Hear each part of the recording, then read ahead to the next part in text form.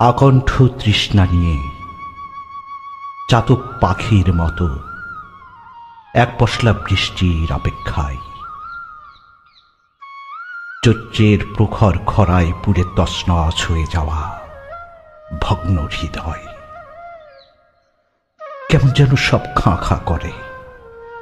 চারিদিকে ধোঁয়ার কুণ্ডুলে পাকানো বিষাদ আর শূন্যতার ছড়াছড়ি। অনুভূতির আওয়াজ বড্ড ক্লান্ত।